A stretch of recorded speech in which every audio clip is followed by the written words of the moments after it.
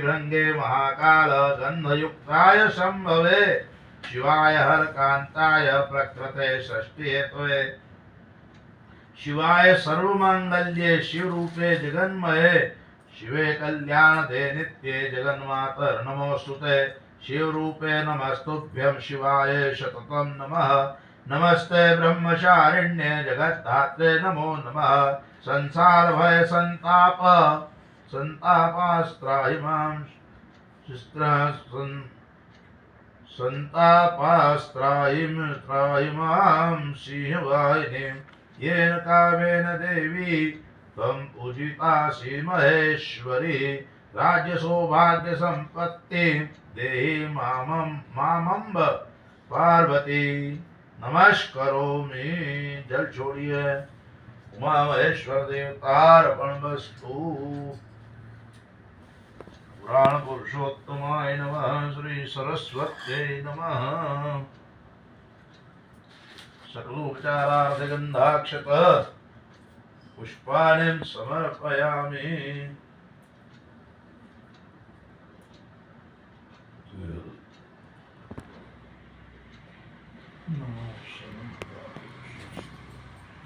पुराण पुरुषोत्तमाय नमः। सरस्वत्यै नमः। सकलोपचारार्थ गंधाक्षत पुष्पाणिं समर्पयामि। नमो ब्रह्मण्यदेवाय गौ ब्राह्मण हिताय च जगद्धिताय कृष्णाय गोविंदाय नमो नमः। ब्रह्मणे गंधाक्षतानि समर्पयामि। श्री उमा महेश्वर भगवान की जय। सौभाग्येश्वर महादेव की जय। श्री गणेशाय नमः। श्री गुरु चरण कमलेभ्यो नमः। गुरुर्ब्रह्मा गुरुर्विष्णु गुरुर्देवो महेश्वरः गुरुर्साक्षात् परब्रह्म तस्मै श्री गुरुवे नमः। नारायणं नमस्कृत्यं नरं चैव नरोत्तमं देवीं सरस्वतीं व्यास ततो जयमुदीरयेत्। श्री उमा महेश्वर भगवान की जय। सूत उवाच मन्दारमालार्पुलितालकाय कपालमालाङ्कितशेखराय दिव्याम्बराय च दिगम्बराय नमः शिवाय च नमः शिवाय। सूत जी महाराज बोले कि जिन श्री पार्वती जी के घुंघराले केश कल्प वृक्ष के फूलों से ढके हुए हैं और जो सुंदर एवं नए वस्त्रों को धारण करने वाली है तथा कपालों की माला से जिनका मस्तक शोभायमान है और दिगंबर रूपधारी भगवान जो शंकर है उनको मेरा नमस्कार है। कैलाश के पर्वत पर सुंदर विशाल चोटी पर विराजमान भगवान शंकर जी से माता गौरी ने पूछा कि हे प्रभु आप मुझे गुप्त से गुप्त किसी व्रत की कथा सुनाइए। हे स्वामीन यदि आप मुझ पर प्रसन्न हैं तो आप ऐसा व्रत बतलाने की कृपा करें कि जो सभी धर्मों का सार हो और जिसको करने में थोड़ा परिश्रम हो और फल भी विशेष प्राप्त हो जाए। यह भी आप बताने की कृपा करें कि मैं आपकी पत्नी किस व्रत के प्रभाव से हुई। हे जगत के स्वामी आदि मध्य और अंत से रहित आप मेरे पति किस दान अथवा पुण्य के प्रभाव से हुए। भगवान शंकर बोले कि हे देवी सुनो मैं तुम्हें उत्तम व्रत कहता हूँ जो परम गोपनीय और मेरा सर्वस्व है।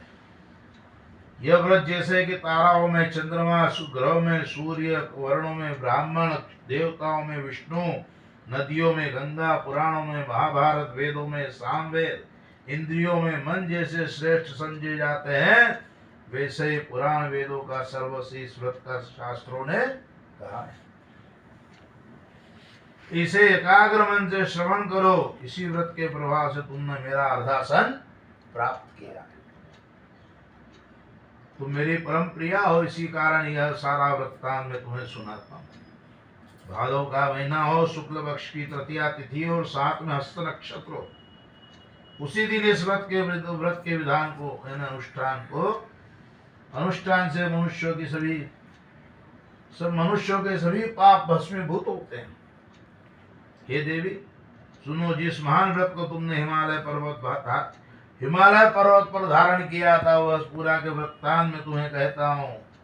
तो पार्वती बोली कि हे प्रभु, यह सर्वोत्तम व्रत मैंने किस प्रकार किया, यह सब है महेश्वर, मैं आपसे सुनना चाहती हूँ।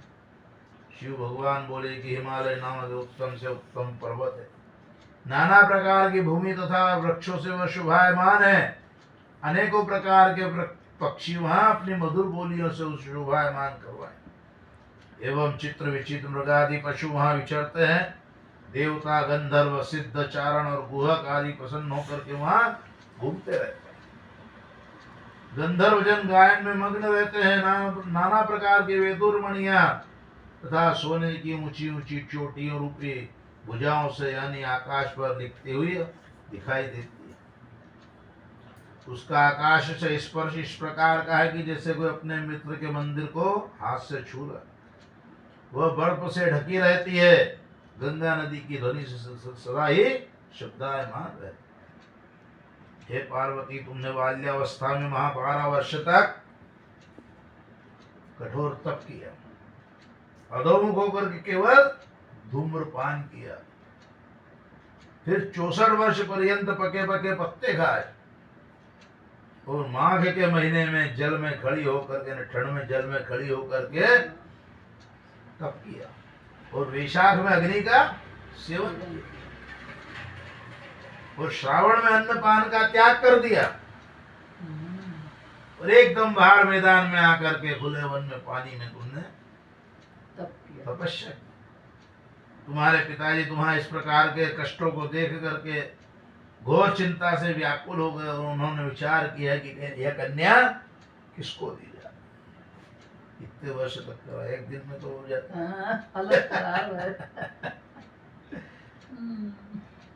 उस समय ब्रह्मा जी के पुत्र परम धर्मात्मा श्रेष्ठ नारद मुनि तुम्हें देखने के लिए वहां पर आए। उन्हें अर्घ्य आसन देकर हिमालय राज ने उनसे कहा कि मुनि श्रेष्ठ, आप जैसे मुनियों का आगमन शुभ होता है, बड़े भाग्य से आप जैसे ऋषियों का आगमन होता है। कहिए आपका शुभागमन किस कारण से हुआ है। नारद जी बोले कि हे पर्वतेंद्र, मुझे भगवान विष्णु ने स्वयं आपके पास भेजा है। आपकी जो कन्या है, इसे योग्य वर को देना ही योग्य है। इस संसार में इंद्र, शंकर इत्यादि देवताओं में वासुदेव ही श्रेष्ठ माने जाते हैं। उन्हें अपने कन्या देना है उत्तम है। मेरा तो मेरी यही सम्मति है। हिमालय राज बोले कि देवादिदेव वासुदेव यदि स्वयं जब कन्या के लिए प्रार्थना कर रहे हैं, और आपके आने का प्रयोजन भी यही है, मैं अपनी कन्या निश्चय उनको दूंगा। यह सुनकर के नारद जी वहां से चले गए। अंतर ध्यान होकर के शंख, चक्र, गदा, पद्मधारी विष्णु भगवान के पास वैकुंठ में पहुंचे। नारद जी बोले कि देव, आपका विवाह निश्चित हो गया है। इतना कह करके देवर्षि नारद वहां से चले गए। और इधर जब हिमालय राज ने अपनी पुत्री गौरी से प्रसन्न होकर के कहा कि हे पुत्री, तुम्हें गरुड़ ध्वज भगवान वासुदेव के प्रति देने का मैंने निश्चय कर लिया। पिता के इस प्रकार के वचन को सुनकर के पार्वती अपनी सखी के घर गई, और अत्यंत दुखी होकर के पृथ्वी पर गिर पड़ी और रोने लगी। उन्हें इस प्रकार विलाप करते हुए रोता हुआ देख करके सखी ने उनसे पूछा कि हे देवी, तुम्हें क्या दुख है, तुम मुझे बताओ। तुम्हें जिस प्रकार में सुख होगा मैं निश्चय वही उपाय करूंगी। पार्वती जी बोली कि हे सखी, मुझे प्रसन्न करना चाहती हो तो मेरी अभिलाषा को सुनो। हे सखी, मैं कुछ और चाहती हूँ और मेरे पिता कुछ और करना चाहते हैं। मैं तो अपना पति श्री महादेव जी को ही वर चुकी हूँ, और मेरे पिता इसके विपरीत विष्णु को देना चाहते हैं। इसलिए है प्यारी सखी, मैं अपने देह का त्याग कर दूंगी, शरीर छोड़ दूंगी। तब पार्वती के ऐसे वचन को सुन करके सखी ने कहा कि हे पार्वती, तुम घबराओ नहीं, हम दोनों यहाँ से निकल करके ऐसे वन में पहुंच जाएंगे जिसे तुम्हारे पिताजी जान ही नहीं सके। इस प्रकार में आपस में राय करके पार्वती जी को वह घोर वन में ले गई। तब पिता हिमालय राज अपनी पुत्री को घर में न देख करके इधर उधर सब जगह ढूंढने लगे, किंतु वह न मिली। तो विचार करने लगे कि मेरी पुत्री को देवदानों किन्नरों में से कौन ले गया है। या सिंह आगे ने, मैंने नारद जी के आगे जो कन्या विष्णु के प्रति कन्या देने की प्रतिज्ञा की थी उनको मैं क्या दूंगा। इस प्रकार चिंता करते करते मूर्छित होकर के हिमालय राज गिर पड़े। तब उनकी ऐसी अवस्था देख करके हाहाकार करते हुए लोग हिमालय राज के पास आए और उनसे मूर्छा का कारण पूछने लगे। और हिमालय राज बोले कि मेरी कन्या का अपहरण किसी ने मेरी कन्या का अपहरण कर लिया है, अथवा किसी काले सर्प ने उसे काट लिया है, या सिंह व्याघ्र ने उसे मार डाला है, पता नहीं मेरी कन्या कहाँ चली गई, किसी दुष्ट ने उसे हर लिया। ऐसा कहते कहते शोक से संतृप्त होकर के हिमालय राज वायु से कंपायमान महावृक्ष के समान कांपने लगे। तुम्हारे पिता ने सिंह व्याघ्र भल्लुक आदि हिंसक पशुओं से भरे हुए एक वन से दूसरे वन में जाकर के तुम्हें ढूंढने का बहुत ही प्रयत्न किया। इधर अपनी सखी के साथ तुम्हें घोर वन में पहुंच गई।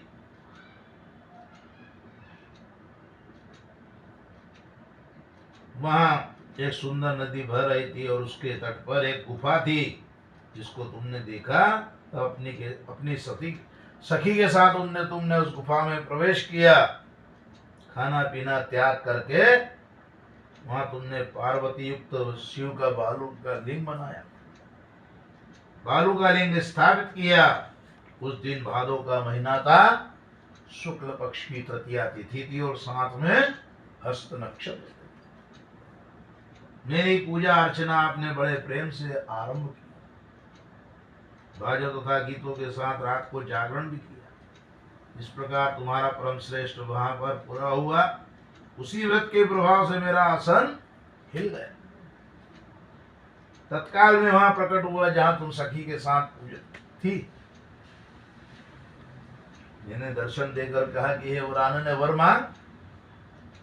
तब तुम बोली कि हे देव महेश्वरी यदि आप मुझ पर प्रसन्न हैं तो आप मेरे पति बनिए। तब मैंने तथास्तु कहा और फिर वहां से अंतर ध्यान हो गया और कैलाश में। इधर जब प्रातः काल हुआ तब तुमने लिंग मूर्ति का नदी में विसर्जन किया। अपनी सखी के साथ वन से प्राप्त कंद मूल फल आदि से तुमने पारण यानी अपना व्रत छोड़ा। हे सुंदरी, उसी स्थान पर सखी के साथ तुम सो गई। हिमालय राज तुम्हारे पिताजी उस घोर वन में ढूंढते ढूंढते उस नदी किनारे आ गए और गुफा में तुम्हें दो कन्याओं को सोता हुआ देख लिया और तुम्हें पहचान लिया। तो फिर तो उन्होंने तुम्हें उठा करके अपनी गोदी में लेकर के रोते रोते तुमसे कहने लगे कि हे पुत्री, सिंह व्याघ्र आदि हिंसक पशुओं से पूर्ण इस घोर वन में तुम क्यों आई। तब पार्वती जी बोली कि हे पिताजी सुनिए, मैं आपसे, आप मुझे विष्णु को देना चाहते थे, आपकी ये बात मुझे अच्छी नहीं लगी, इसलिए मैं वन में चली आई। यदि आप मेरा विवाह शंकर के साथ करेंगे तो मैं घर पर चलूंगी, नहीं तो मैंने यहीं रहने का निश्चय कर लिया। तब तुम्हारे पिता ने कहा कि तथास्तु, एवमस्तु, मैं भगवान शंकर के साथ तुम्हारा विवाह करूंगा। उनके ऐसा कहने पर तुम घर पर आई। तुम्हारे पिताजी ने विवाह विधि से तुमको मुझे समर्पित कर दिया। हे पार्वती जी, उसी व्रत का प्रभाव है जिससे तुम्हारे सौभाग्य की वृद्धि हो गई। अभी तक किसी के सम्मुख मैंने इस व्रत राज का वर्णन नहीं किया। हे देवी, इस व्रत राज का नाम भी अब श्रवण कीजिए, क्योंकि तुम अपनी सखियों के साथ इस व्रत के प्रभाव से हरी गई थी, इसी कारण इस व्रत का नाम हरितालिका हुआ। पार्वती जी बोली कि हे प्रभु, आपने इसका नाम तो कहा है, कृपा करके अब इसकी विधि भी आप कहिए। इससे कौन सा फल करने से कौन सा फल मिलता है, कौन सा पुण्य लाभ होता है और किस प्रकार से इस व्रत को करें। भगवान शिव जी बोले कि हे देवी सुनो, यह व्रत सौभाग्य वर्धक है, सौभाग्य को देने वाला है। जिसको सौभाग्य की इच्छा हो वह प्रयत्न पूर्वक इस व्रत को करें। सबसे प्रथम वेदी की रचना करें, उसमें 4 केले के खंभे रोपित करें और चारों बंदर वार बांधे, ऊपर रेशमी वस्त्र बांधे, विविध रंग के और भी वस्त्र लगा, उस मंडप के नीचे की भूमि को अनेक चंदनादि सुगंधित द्रव्यों से लीपे, शंख मृदंग आदि बाजे बजवाए। वो मंडप मेरा मंदिर है, इसलिए वहां नाना प्रकार के मंगल गीत होने चाहिए।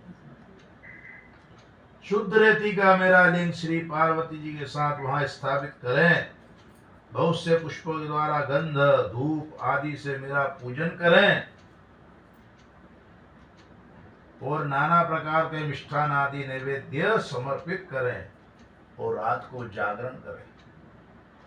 नारियल, सुपारी, मौसम्बी, नींबू, बकुल, बीजपुर, नारंगी एवं और भी ऋतु अनुसार उस ऋतु में जो जो फल होते हैं वो चढ़ावे। उस ऋतु में होने वाले नाना प्रकार के कंद मूल सुगंधित धूप दीप आदि सब लेकर के इन मंत्रों के द्वारा मेरा पूजन करें। मंत्र है कि शिव शांत पंचमुख सूर्य नंदी रंगी महाकाल गणों से युक्त शंभो आपको नमस्कार है। शिवा शिव प्रिया प्रकृति षष्टि हेतु श्री पार्वती जी सर्वमंगला रूपा शिव रूपा जगत रूपा आपको नमस्कार है। हे शिवे नित्य कल्याणकारिणी जगदम्बे आप शिव रूपे आपको बारंबार नमस्कार है। आप ब्रह्मचारिणी हो, जगत की धात्री हो, शिव वाहिनी हो, आपको नमस्कार है।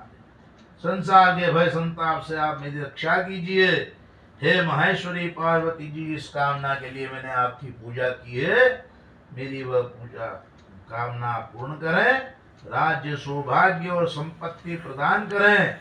भगवान शंकर जी बोले कि हे देवी, इन मंत्रों तथा प्रार्थना के द्वारा मेरे साथ तुम्हारी पूजन करें और विधि पूर्वक कथा श्रवण करें, वे बहुत सा अन्न दान करें, यथाशक्ति वस्त्र स्वर्ण गाय ब्राह्मण आदि को दें एवं अन्य ब्राह्मणों को विभूषी दक्षिणा दें, स्त्रियों को भूषण आदि प्रदान करें। हे देवी, जो स्त्री अपने पति के साथ भक्ति युक्त चित्त से सर्वश्रेष्ठ इस व्रत को सुनती या करती है, उसके सभी पाप नष्ट हो जाते हैं। 7 जन्मों तक उसे राज्य की प्राप्ति होती है, सौभाग्य की वृद्धि होती है। और जो नारी इस भादव के शुक्ल पक्ष की तृतीया के दिन व्रत धारण नहीं करती है, आहार कर लेती है, भोजन कर लेती है, वो 7 जन्मों तक बंध्या रहती है और जन्म जन्म में विधवा हो जाती है, दरिद्रता पाकर के अनेकों प्रकार के कष्टों को उठाती है, उसे पुत्र शोक छोड़ता नहीं है। वो जो उपवास नहीं करती है वह घोर नरक में पड़ती है।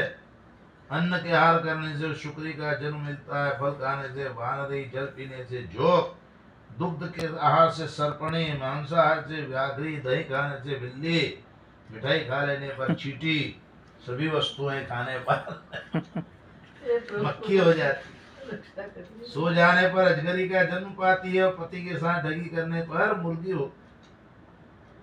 शिव जी बोले कि इस प्रकार सभी स्त्रियों को प्रयत्न पूर्वक सदा इस व्रत को करते रहना चाहिए। चांदी के, सोने के, तांबे के, बांस के पात्र में अथवा मिट्टी के पात्र में अन्न रखे, फिर फल वस्त्र दक्षिणा आदि श्रद्धा पूर्वक यह सब विद्वान श्रेष्ठ ब्राह्मण को दान करें। उसके अनंतर पारण अर्थात भोजन करें। हे देवी, जो स्त्री इस प्रकार से सदा व्रत को किया करती है, वह तुम्हारे समान ही अपने पति के साथ इस पृथ्वी पर अनेकों प्रकार के भोगों को प्राप्त करके सानंद विहार करती है और अंत में शिव का सानिध्य प्राप्त करती है। इसकी कथा के श्रवण करने से 1000 अश्वमेध और 100 अश्वमेध यज्ञ करने का पुण्य फल प्राप्त होता है। भगवान शंकर जी बोले कि हे देवी, इस प्रकार मैंने आपको इस सर्वश्रेष्ठ व्रत का महत्व सुनाया है, जिसके अनुष्ठान मात्र से करोड़ों यज्ञ का पुण्य फल प्राप्त होता है। श्री भविष्योत्तर पुराण हरि गौरी संवाद है हरतालिका व्रत कथा पूर्ण। श्री उमा महेश्वर भगवान की जय। अच्युतम केशवम रामनारायणम कृष्णदामोदरम वासुदेवं भजे श्रीधरम माधवम गोपिका वल्लभम श्री जानकी नायकम श्री रामचंद्रम भजे। उमा महेश्वर भगवान की जय, महाकाल महाराज की जय।